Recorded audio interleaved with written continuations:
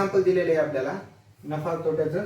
या ठिकाणी 84 रुपयास डझन प्रमाणे 2 डझन वह्या घेतल्या व त्या प्रत्येकी 9 रुपये प्रमाणे विकल्या तर किती रुपये नफा होईल. आता बघा, प्रत्येक दुकानदार काय करतो माहिती का, पूर्ण गठ्ठ्याप्रमाणे आपल्या घरी विकायला आणतात आणि त्यातील एक वही त्याच्या हिशोबानुसार तो काय करतो, विकतो, त्याला प्रॉफिट होईल या दृष्टिकोनातून.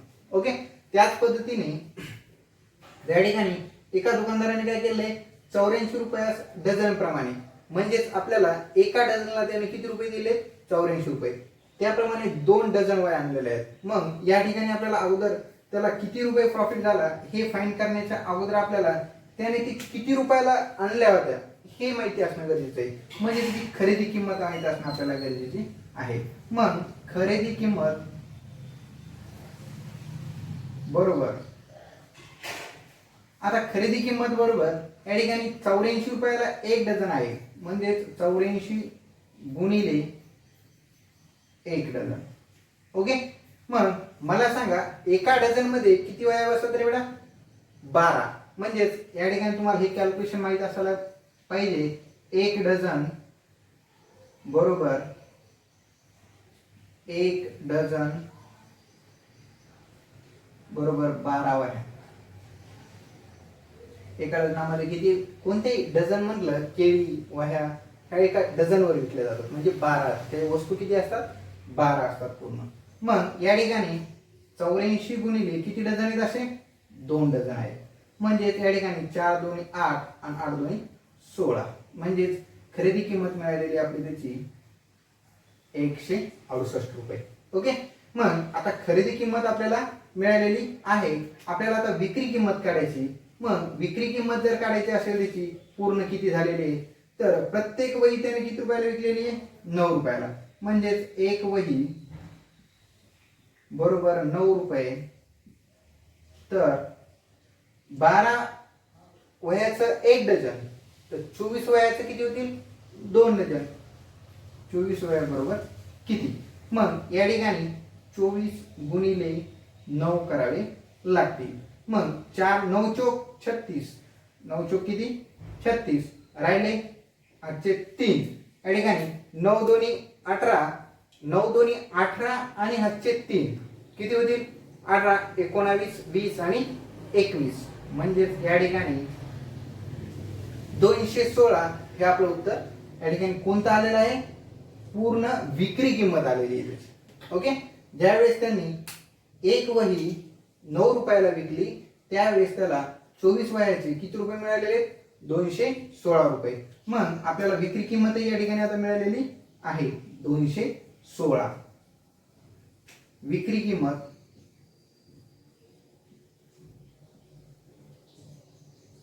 बरोबर 216.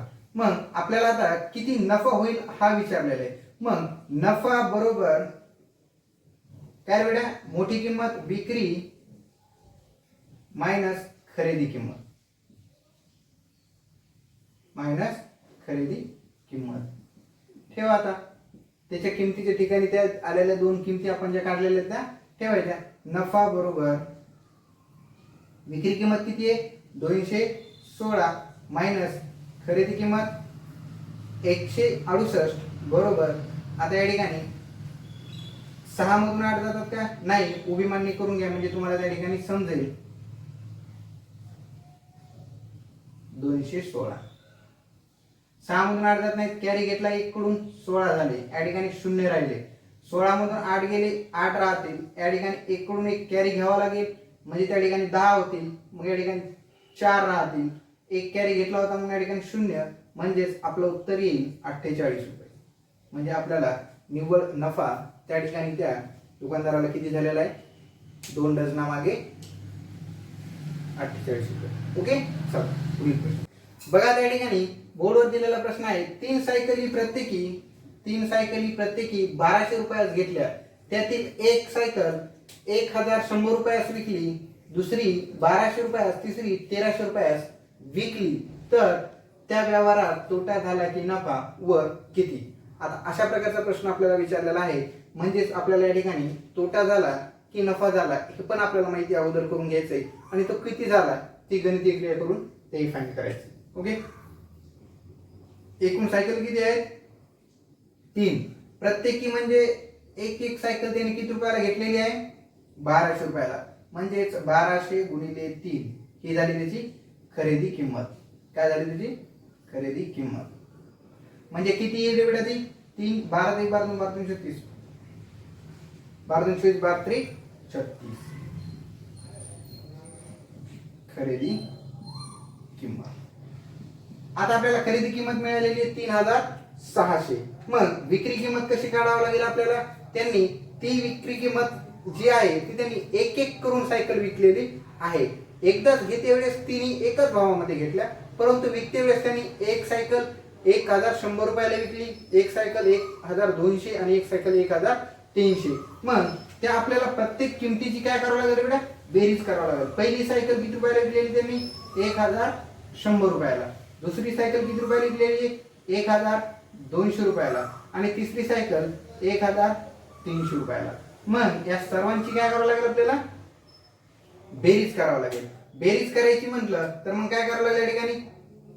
1 2 3 बेरीज. ओके, 1 2 3 0 1 आणि 2 3 3 आणि 3 6 1 2 3. म्हणजेच या ठिकाणी त्यांनी ज्या वेळेस ती एक एक करून विकली त्यावेळेस त्याला विक्री किंमत किती मिळालेली आहे? 3600. म्हणजे घेतलीही होती आपल्याला 3600 ला आणि विकली पण काय केली? 3600 ला. मग या ठिकाणी त्याला या व्यवहारामध्ये बिलकुल नफाही झालेला नाहीये आणि तोटाही झालेला नाहीये. फक्त श्रम वाया गेलं. फक्त एवढं लक्षात ठेवायचं, वेळ आणि श्रम ज्यावेळेस ती वाया जात असते ती आपल्या या व्यवहारामध्ये तोटा या स्वरूपात धरायची नसते. ज्यावेळेस आपण त्यावर काही किंमत मोजावी लागते तीच या ठिकाणी गृहीत धरली जाते. मग या ठिकाणी त्यांनी घेतली होती आणि विकली त्याच किमतीमध्ये, म्हणजे त्याला ना प्रॉफिट ना लॉस. पर्याय क्रमांक 4 हे उत्तर आपलं बरोबर आहे. यासारख्या प्रश्नामध्ये तुम्हाला ज्या वेळेस प्रॉफिट अँड लॉस होत नाही त्यावेळेस पर्याय क्रमांक असा दिलेला असतो, नफा व तोटा नाही. म्हणजे त्या ठिकाणी कोणत्याही प्रकारचे या ठिकाणी उत्तर आपल्याला पर्याय क्रमांक 4 मध्ये राईट दिलेले. त्याच पद्धतीने तुम्हाला परीक्षेलाही पर्याय क्रमांक 4 मध्ये उत्तर पाहायला मिळेल. ओके, अशा पद्धतीचे प्रश्न आपण पुन्हा 1-2 प्रश्न पाहूया, म्हणजे तुम्हाला नफा व तोटा यातील बेसिक सगळी कन्सेप्ट काय होईल तुमची क्लिअर होऊन जाईल. बघा, बोर्डवर एक प्रश्न दिलेला आहे आणि अशा प्रकारचे प्रश्न तुम्हाला जास्त विचारले जातात. कसे? ज्यावेळेस तुम्हाला काही पट दुप्पट तिप्पट चारपट विचारले जातात ना, हा प्रश्न यासारखे प्रश्न तुम्हाला मॅक्झिमम विचारले जातात. म्हणजेच तुम्हाला त्याची पट दुप्पट तिप्पट काढावी लागते आणि ती तुम्हाला काढता आली पाहिजे. मी तुम्हाला ज्यावेळेस फॉर्म्युला सांगितला होता त्यावेळेसही सांगितलं होतं, ज्यावेळेस जर खरेदी किंमत 50 असेल आणि जर ती आपण 100 रुपयाला विकली तर 50 रुपये प्रॉफिट जो होतो तो दुप्पट प्रॉफिट होतो. काय होतं त्याचा? दुप्पट किंवा एकपट. दिलेली जी संख्या आहे ती संख्या घेतलेल्या संख्येच्या पेक्षा जर आलेली संख्येच्या पेक्षा जर दुप्पट असेल किंवा दुगणी असेल तर त्यावेळेस दुप्पट होते, त्यापेक्षा निम्मी आली तर त्याची निमपट होते. ओके, मग या ठिकाणी बघा, खरेदीच्या दुप्पट नफा मिळाल्यास विक्री खरेदीच्या किती पट आहे? आता या ठिकाणी बघा, खरेदी दुप्पट नफा विक्रीच्या किती पट आहे? आता खरेदी दुप्पट म्हणल्यावर खरेदीची किंमत बघा या ठिकाणी दुप्पट आहे नफा. खरेदी जर 100 रुपये असेल, ओके, तर नफा किती आहे? 200 रुपये. नफा किती आहे? 200 रुपये. मग विक्री किंमत खरेदीच्या किती पट असेल? मग विक्री किंमत खरेदी किती रुपयाला आहे? 100 रुपयाला. मग नफा आपल्याला 200 रुपये मिळाला आहे, म्हणजेच आपण ती किती रुपयाला विकलेली आहे? 300 रुपयाला विकलेली आहे, म्हणजे ती तिप्पट असणार आहे. किती पट असणार आहे? तिप्पट. खूप इझी प्रश्न आहे, फक्त प्रश्न तुम्हाला वाचता व्यवस्थित आला पाहिजे. म्हणजेच या ठिकाणी एक एक संकल्पना जर आपण खाली उतरून घेतली तर खरेदीच्या दुप्पट. मग बघा, खरेदी एक्स घेऊया, खरेदी किंमत बरोबर एक्स. ओके, त्याची दुप्पट नफा, नफा बरोबर 2x. ओके, नफा बरोबर किती आहे? 2x आहे. मग नफा जर 2x असेल तर विक्री किंमत बरोबर काय आहे मित्रांनो? विक्री किंमत बरोबर नफा विक्री किंमत बरोबर नफा प्लस खरेदी किंमत, नफा प्लस खरेदी किंमत. इथपर्यंत समजतं तुम्हाला? ओके. ज्या वेळेस आपण एखादी वस्तू विकतो ती कशी विकतो? नफाहून जर विकत असतो, ओके, नफाहून जर विकत असतो तर एकूण घेतलेली आपली प्राइस आपण किती रुपयाला घेतली ती प्राइस आणि आपण किती रुपये एक्स्ट्रा त्याच्याकडून घेणार आहोत ती प्राइस, दोन्ही प्राइस मिळून आपण काय करतो? नफा बाहेर काढतो, आपल्याला त्याची विक्री किंमत ठरवतो. मग विक्री किंमत ठरवली आपण आता या ठिकाणी आपल्याला नफा किती दिलेला आहे त्यांनी? विक्री किंमत बरोबर नफा किती दिलेला आहे? 2x, दुप्पट दिलेला आहे. आणि खरेदी किंमत किती होती? x, म्हणजे विक्री किंमत बरोबर 3x, म्हणजे किती? या x च्या तिप्पट. यालाच आपण 3x हा x 1 2 3 अशा पद्धतीने लिहू शकतो. म्हणजे x चा तिप्पट, x च्या तिप्पट या ठिकाणी आपल्याला खरेदी किंमत घ्यावी लागेल. अशा पद्धतीचे प्रश्न तुम्हाला आणखी एक प्रश्न मी घेतो जे की तुम्हाला या ठिकाणी फक्त दुप्पट आणि तिप्पटच दिलेला आहे. ज्यावेळेस संख्या दिल्या जातात त्यावेळेस बघा, एक वस्तू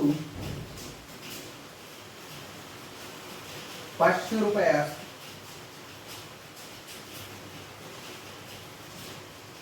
खरेदी केली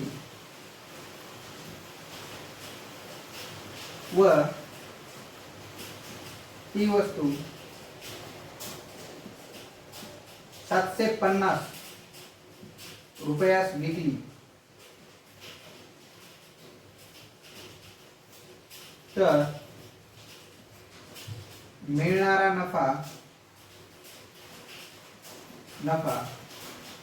हा खरेदीच्या किती पट आहे? किती पट आहे? बघा या ठिकाणी आता मग एक पट, दुप्पट, तिप्पट, ओके, निमपट म्हणजे अर्धी, निमपट म्हणजे काय? अर्धी. मग या ठिकाणी बघा आता एक वस्तू किती रुपयाला विकलेली ती घेतलेली कितीला अगोदर? खरेदी किंमत किती आहे तिची? 500 रुपये. खरेदी किंमत किती आहे? 500 रुपये. विकली किती रुपयाला? विक्री किंमत किती आहे? 750 रुपये. विक्री किंमत किती आहे तिची? 750. मग 750 ला जर विकली असेल तर नफा किती मिळालेला आहे? तर मिळणारा नफा हा नफा बरोबर विक्री किंमत मायनस खरेदी किंमत. ओके, बरोबर. नफा बरोबर विक्री किंमत मायनस खरेदी किंमत. मग या ठिकाणी आता नफा विक्री किंमत किती आहे? 750 मायनस खरेदी किंमत 500. नफा बरोबर 000 505 7 मायनस 5 2 250. आता नफा हा 250 असेल तर त्यांनी खरेदीच्या किती पट आहे, किती पट आहे विचारले. मग खरेदी किती होती? 500. 500 चे 250 किती पट आहेत? निमपट आहेत. अर्धे आहेत ना त्याचे, अर्धे म्हणजे त्याची निमपट. म्हणजे उत्तर आपलं या ठिकाणी निमपट हे बरोबर आहे. ओके, 250 म्हणजे 500 जे कसे झाले ते निमपट. अशा पद्धतीचे प्रश्न तुम्हाला वारंवार परीक्षेमध्ये विचारलेले असतात. लक्षात ठेवा, ज्यावेळेस अर्धी संख्या असते त्यावेळेस निमपट, ज्यावेळेस पूर्ण संख्या आणि त्याचा एक पाव असतो त्यावेळेस सव्वा पट, ज्यावेळेस पूर्ण संख्या आणि त्याची अर्धी त्यावेळेस दीडपट, ज्यावेळेस पूर्ण संख्या व त्याची पाऊण, ओके, त्यावेळेस पाऊण पट, आणि त्यावेळेस पूर्ण संख्या आणि तशीच दुसरी पुन्हा पूर्ण संख्या म्हणजे त्या संख्येची दुप्पट. मग ती पट, चौपट, पाचपट आपल्या मनाने तयार करता सांगता येतात. ओके, बघा त्या ठिकाणी बोर्डवर दिलेले 2 प्रश्न आहेत. ते दोन्ही प्रश्न आपण एकदा व्यवस्थित आता सूत्रानुसार मांडणी करून समजून घेऊया. बघा या ठिकाणी पहिला प्रश्न आहे 5 कुंड्या. प्रश्न पहिला आहे 5 कुंड्या 40 रुपयाला घेतल्या व 4 कुंड्या 50 रुपये याप्रमाणे विकल्या. ओके, बघा त्या ठिकाणी आपण प्रश्न व्यवस्थित समजून घेऊया म्हणजे जेणेकरून तुम्हाला त्या ठिकाणी नफा झाला की तोटा हे ओरली समजेल. ज्यावेळेस त्यांनी 5 कुंड्या 40 रुपयाला घेतल्या, मग एक कुंडी किती रुपयाला पडली असेल त्याचं आपल्याला कॅल्क्युलेशन काढावं लागेल. आणि 4 कुंड्या त्याने 50 रुपयाला विकल्या म्हणजे एक कुंडी अजून बाकी आहे. ओके, यातील एक घेतलेली कुंडी जी आहे त्यापैकी एक कुंडी बाकी आहे. मग ती त्या कुंडीची किंमत किती आहे ती त्यामध्ये आपल्याला शेवटी ऍड करावं लागेल. मग या ठिकाणी बघा दिलेला प्रश्न पहा कसा आहे. 5 कुंड्या 40 रुपयाला घेतल्या म्हणजे 40 भागिले 5 म्हणजे एक कुंडी किती रुपयाला घेतली असेल त्यांनी 8 पंचे 40 म्हणजे एक कुंडीची किंमत 8 रुपये आहे खरेदी किंमत. ओके, ही झाली त्याची खरेदी किंमत एक कुंडीची 8 रुपये. व 4 कुंड्या 50 रुपयाला विकल्या म्हणजेच या ठिकाणी त्यांनी घेतल्या होत्या 5 50 भागिले 4. ओके, म्हणजेच 4 1 4 राहिले 1 4 दोन्ही 8 राहिले 2 या ठिकाणी डेसिमल देऊ आणि शून्य घेऊ 4 पंचे 20 म्हणजेच विक्री किंमत त्याची काय आहे एक कुंडी 12 रुपये 5 पॉइंट म्हणजे 12.5 रुपये. म्हणजेच या ठिकाणी त्यांनी ज्या वेळेस कुंड्या घेतलेली किंमत ही 8 रुपये पर कुंडी नसेल आणि विकायला जर तो 12.5 ने विकत असेल, विकताना पुन्हा आणखीन एक कुंडी शिल्लक आहे अशा पद्धतीने जर त्याने जर घेतला असेल तर नक्कीच यामध्ये त्याला काय झालेला आहे नफा झालेला आहे. आपल्याला नफा झालेला आहे हा या समीकरणावरून त्या ठिकाणी आता समजतंय. परंतु किती झाला ते जर फाइंड करायचं असेल तर घेतलेली किंमत किती आहे सगळी मित्रांनो या ठिकाणी 40 रुपये. किती आहे सगळी 40 रुपये. म्हणजे त्याची खरेदी किंमत किती आहे 40. खरेदी किंमत जर 40 असेल तर त्याची विक्री किंमत किती व्हायली या ठिकाणी एक कुंडी तो किती रुपयाला विकत आहे 12.5 रुपयाला. मग 12.5 रुपयाला जर विकत असेल तर या ठिकाणी त्याची 4 कुंड्याच फक्त विक्री झालेल्या आहेत, बाकी एक कुंडी त्याची बाकी आहे. परंतु 12.5 गुणिले 4 12.5 गुणिले 4 म्हणजे किती रुपये होतील या ठिकाणी 50 रुपये होतील. किती होतील हे 50. या ठिकाणी त्याला 50 रुपये 4 कुंड्याचं आणि प्लस जो विकणार आहे ती एक कुंडी 12.5 म्हणजेच सर्व कुंड्या ज्यावेळेस तो विकेल त्यावेळेस त्याला नफा किती होणार आहे पूर्ण 62 रुपये 0.5 ही त्याची विक्री किंमत आहे. म्हणजेच त्याला आपल्याला नफा झालेला आहे तो काढायचा आहे. मग नफ्याचा फॉर्म्युला आपल्याला माहित आहे काय विक्री किंमत मायनस खरेदी किंमत. मग या विक्री किंमत मधून ती त्याची काय करूया खरेदी किंमत वजा करून घेऊया. मग वजा करून घेते वेळेस आपण त्याचं सूत्र काय सांगितलेलं आहे आपण नफा बरोबर विक्री किंमत मायनस खरेदी किंमत. नफा बरोबर 62.5 मायनस 40. ओके, मग या ठिकाणी नफा मिळणारा नफा किती आहे त्याला तर पूर्ण मिळणारा नफा आहे 0.5 म्हणजे त्या ठिकाणी 5 62 या ठिकाणी कॅरी घेतला 0.2 पॉइंटला पॉइंटच्या खाली पॉइंट द्या 22.5 म्हणजेच किती रुपये नफा मिळणार आहे त्याला 22.5. हे ज्यावेळेस तो 5 कुंड्या पूर्ण विकेल. आता सध्या किती प्रमाणे विकायला तो त्यांनी असं सांगितलं नाही की एकूण पूर्ण कुंड्याचं किती प्राइस आहे ते काढा. तसं जर सांगितलं असतं तरी अशाच पद्धतीने केलं असतं. आणि त्यांनी एवढंही सांगितलं नाही की एक कुंडी खराब झाली किंवा एक कुंडी जर त्यांनी वाया गेली असेल तर राहिलेल्या 4 कुंड्या 50 रुपयाला विकल्या तर त्यांनी तसं त्यांनी उल्लेख केला का नाही. फक्त या प्रमाणे विकल्या या प्रमाणे काय करतोय तो विकत आहे. म्हणजेच राहिलेली सुद्धा कुंडी ती त्याच प्रमाणात विकणार. समजते का राहिलेली जी कुंडी काय आहे ती बी त्याच प्रमाणात विकल्या जाणार. म्हणून आपण एकूण 5 कुंड्याचं जर का कॅल्क्युलेशन काढलं तर 62.5 होतं. 62.5 हे 40 मधून म्हणजे घेतलेल्या किमतीमधून वजा केले तर 22.5 ही त्याचा निव्वळ नफा मिळणारा त्याला आहे. आता प्रश्न दुसरा पहा. या ठिकाणी शेती विकलेली आहे. ओके 80,000 980 या ठिकाणी दिसते ना 80,980 ची शेती 89,000 रुपयाला विकली तर झालेला नफा किती? नफा वरी दिलेला आहे सूत्र, नफा बरोबर विक्री किंमत मायनस खरेदी किंमत. ओके, विक्री किंमत मायनस खरेदी किंमत. कितीची विक्री आहे बेटा त्याची? खरेदीची किती आहे? 80,980 आणि विक्री किती रुपयाला विकली? त्यापेक्षा महाग विकल्या जाणार. शेती त्यापेक्षा काय होणार आहे? खरेदी किमतीपेक्षा महाग विकल्या जाणार. त्याच वेळेस तो प्रॉफिट होईल त्याला, अन्यथा प्रॉफिट होईल का? नाही. जर या ठिकाणी जर विक्री किंमत जर कमी असती तर खरेदी किंमत जास्त असती तर त्या ठिकाणी लॉस झाला असता. म्हणून या ठिकाणी या संकल्पनेला आपण उभी मांडणी करून घेऊया, म्हणजे तुम्हाला आणि मला समजून सांगायला तुम्हाला सोपं जाईल. आता या ठिकाणी हातची जी आहे बेरीज ती याची ठिकाणी वजाबाकी ही हातची आहे, म्हणजेच या ठिकाणी 8 शून्यातून 0 गेले 0, 8 मधून शून्यामधून 8 जात नाही. या शून्याकडून कॅरी आपण अगोदर 9 ला या शून्याकडून कडे कॅरी देऊया, म्हणजेच याच्या वेळेवर 10 झाल्यावर 1 देईल या ठिकाणी तो, म्हणजेच 10 मधून 8 गेले 2 राहतील. या ठिकाणी 1 गेला होता म्हणजे 9 मधून 9 गेले 0 राहतील. या ठिकाणी 9 कडून 1 दिला होता 8 राहतील. या ठिकाणी 0, म्हणजेच 8020 किती? 8020 एवढा नफा त्याला मिळेल या शेतीवर, 8020 रुपये. ओके, अशा पद्धतीने आपण नफा व तोटा यावर आधारित किती एक्झाम्पल सॉल्व्ह करू शकतो.